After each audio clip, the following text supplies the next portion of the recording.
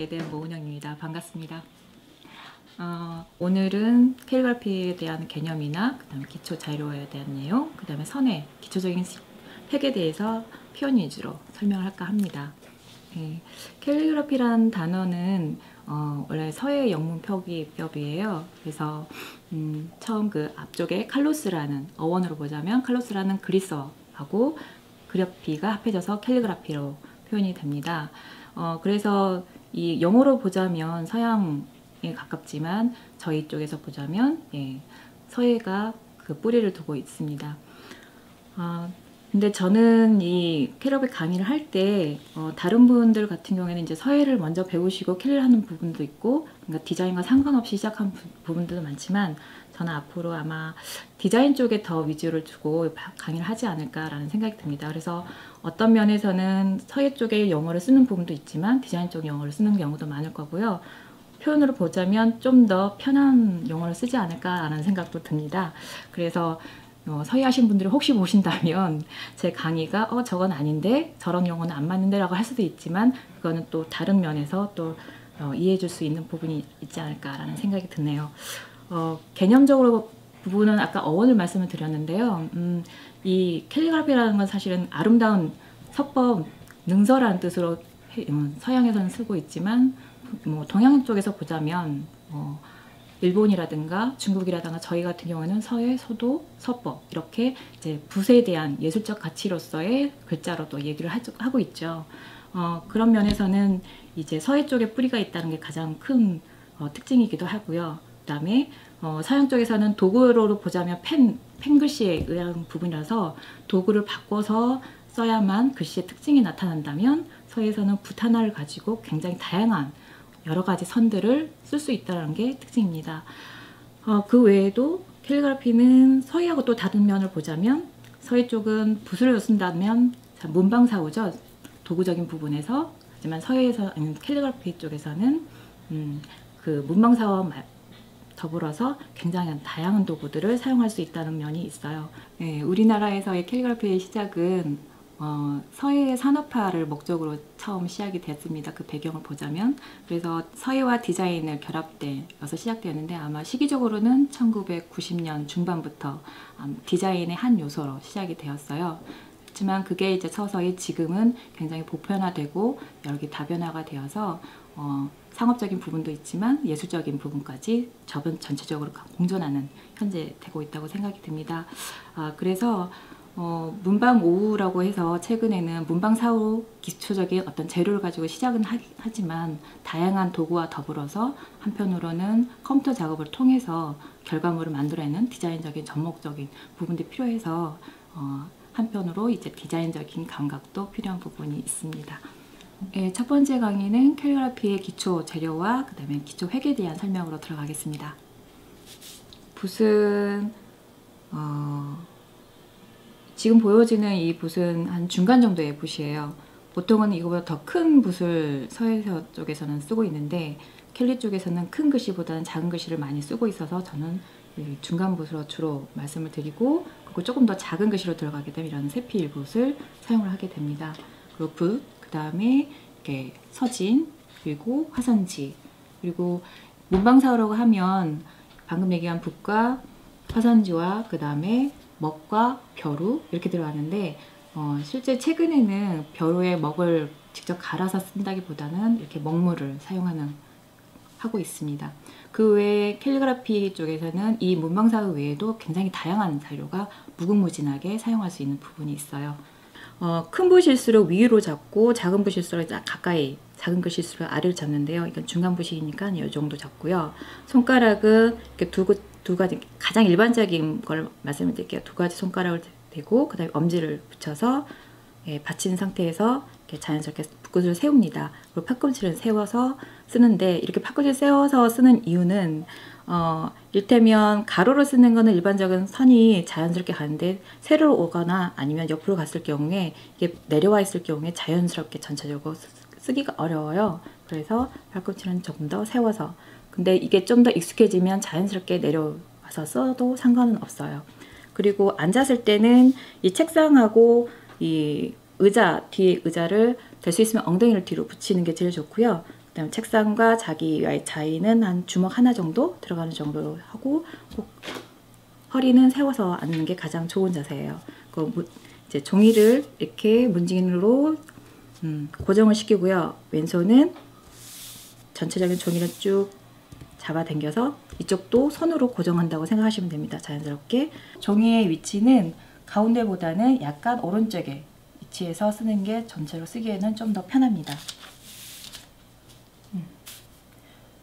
이 선을 쓰는 방법 중에서 이 한 획을 쓰는 거에 이제 4가지를 가져갈 수 있는데, 첫 번째는 여깁입니다. 여깁이라는 거는 가는 방향에 반대로 들어가는 거거든요. 그래서 거꾸로 들어가서 여깁하고, 그 다음에 과봉, 이걸 붓끝을 모아주는 방법 단계예요. 그 다음에 중봉 쭉 긋고 마지막 붓끝을 세워서 회봉입니다. 그래서 단계로 보자면 여깁과 과봉,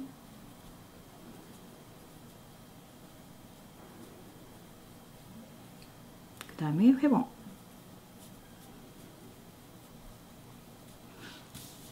자, 이 상태에서 이 획은 중봉에 의한 획이라고 합니다. 그래서 글씨를 보자면 이 가운데로, 붓끝이 가운데로 지나가게끔 하는 거예요. 그래서 이게 뼈가 생기는 획이라고 얘기를 해요. 자, 요거는 기본적인 중봉에 의한 획이고요. 붓끝이 위로 향하면 위로, 아래로 향하면 위로 볼록한 획이 나오거든요. 이런 식으로 한쪽으로 편중된 획을 편봉이라고 합니다. 그리고 여깁과 과봉이라는 과정이 없죠. 바로 들어가는 부분이 있습니다. 자, 그래서 중봉으로 쓰는 획과 편봉으로 쓰는 획을 다시 한번 써보겠습니다. 중봉을 쓰는 거는 여기 과봉, 그 다음에 이게 그대로 한쪽으로, 이를테면 붓이 이쪽으로 간다든가 반대로 이렇게 뒤집어지는 게 아니라 그대로 뒤집어지게끔 해서 쭉 가운데, 붓끝을 가운데 가게끔 하고 마지막을 회봉. 붓끝을 회봉을 하는 이유는 다음 선을 들어가기 위한 거예요. 그래서 다시 여기 과봉, 중봉, 그리고 마지막 회봉. 자, 중봉을 하는 이 선을 연습하는 이유는요, 붓과 내가 좀 더 친해지고 좀 더 얘를 내가 다룰 수 있게끔, 붓과 길들이는 거였거든요. 붓을 내 마음대로 쓸 수 있게끔 길들이는 과정이라고 보시면 되고, 자, 그 다음에 편봉은 한쪽으로 치우치는, 그리고 여기 과봉의 과정이 없다고 했죠. 그래서 바로 들어가서 이렇게 빠진 선, 위로 향하면, 그러니까 붓끝이 아래쪽으로 향하면 위가 볼록되는 선이 되겠고요. 자, 이런 중봉과 편봉의 차이에 의해서 글씨가 써진다면, 중봉 같은 경우에는 만약에 봄자를 쓰게 되면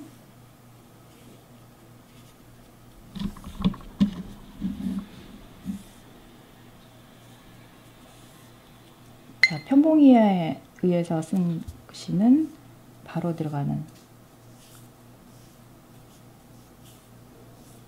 이런 선을 사용할 수 있겠죠. 자, 그 편봉의 선이 있고, 또 다른 선 뭐냐면 이제 기울기가 있는 글씨를 쓰기 위한 선인데요. 지금 보시다시피 이를테면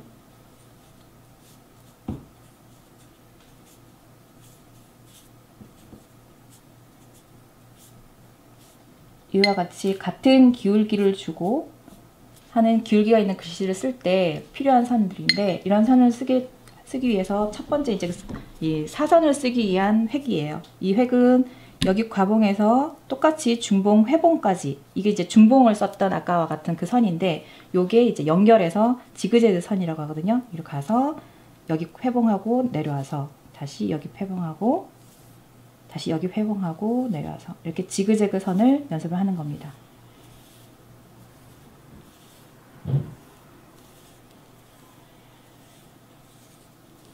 자, 이거 연습할 때는 같은 높이로, 같은 기울기로, 그 다음에 같은 간격을 주겠다는 생각으로 하는 건데요. 자, 여기서 기울기를 같이 주는 것, 그 다음에 같은 간격을 줘야 하는 것, 이 두 가지가 중요한데, 기울기가 있는 글씨체에 대한 글씨를 쓰기 위해서 선 연습할 경우에 지금 중요하게 생각해야 하는 포인트는, 처음에 얘기하는 이 중봉 선을 써서 다시 내려올 때 뒤집어지는 부분이 똑같아요. 이렇게 꼬이거나 앞으로 꼬이거나 뒤로 꼬이거나 이쪽으로 꼬여서 그냥 내려오는 이런 선이 되지 않게 약간 과장돼서는 이런 선이 아니라 이게 가서 다시 그대로 뒤집어져서 내려오고 다시 뒤집어져서 올라가고 요 이제 선에 대한 부분인 거고요. 이 선 외에 다른 부분은 이 공간이 일정하게 가는 거거든요. 자, 공간이 일정하게 간다는 의미는 어떤 의미냐면 우리가 글씨를 공간을 일정하게 주지 않는다면 이게 뭉치는 현상이 있습니다. 그래서 뭐 음자를 쓰는데 이렇게 붙인다던가 아니면 이 공간 중간에 대한 부분인데 방금 전에 썼던 것처럼 글씨 안에 우리가 쓰는 거는 사실은 이렇게 까만 선에 의한 글씨예요. 근데 요 글씨 외에 이 글씨가 잘 썼다 아니면 편안하게 보인다 균형이 있어 보인다 하고 느껴지는 거는 어떤 의미냐면 이 안에 있는 여백이 주는 부분이거든요. 그래서 실질적으로 글씨 선을 쓰는 것도 중요하지만 이 여백을 공간을 어떻게 균등하게 줄 것이냐도 중요해요. 그렇기 때문에 이 선 지그재그 선 연습을 하실 때 이 공간을 일정하게 주는 부분 그리고 방금 얘기한 것처럼 선이 옆으로 돌아가지 않고 정확하게 뒤집어질 수 있게끔 선 연습을 하시는 부분이 필요합니다. 이런 이제 메모를 사용하실 때 전체 팔을 고추 세워서 팔을 전체 높이 이게 내려서 쓰면 이게 불이 꼬일 수가 있어요. 원을 사용하실 때도 마찬가지인데 이게 그냥 지면에서 돌아가면 붓이 꼬일 수 있으니까 최대한 높이 두고 하시면 좀 더 일정한 간격으로 글씨를 쓰고 붓이 꼬이지 않는 거를 연습할 수 있어요. 자, 그 외에는 이것도 마찬가지로 자기 눈하고 그 다음에 붓끝이 일치시키는 선 연습이기 때문에 이것도 또 하나 붓과 제가 자기가 이렇게 친해지는 시간이라고 생각하시면 됩니다. 그래서 항상 공간감과 아니면 선질에 대해서 고민하시면서 꾸준히 연습하시는 게 좋고요. 앞서 얘기한 그 중봉선 같은 경우에도 이렇게 굵게 쓰는 굵은 선부터 시작해서 중간 단계별로 굵고 가는 선까지 하고 세로로도 같은 방향이에요. 방향만 달랐을 뿐 하는 방법은 똑같습니다.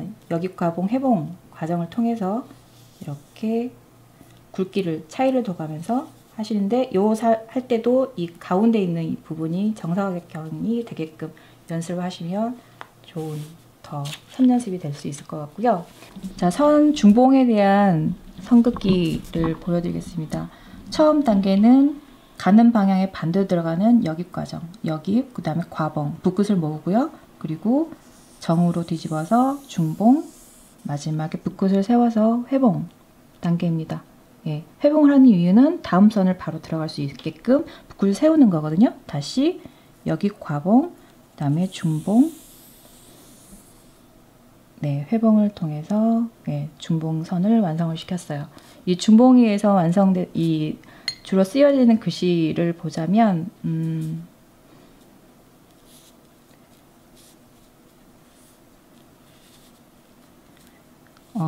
글씨에 보자면 판본체를 쓰는 선 종이라고 보시면 됩니다. 그래서 시옷자를 이렇게 엿갈려도 되고요. 모아서도 쓸 수 있죠.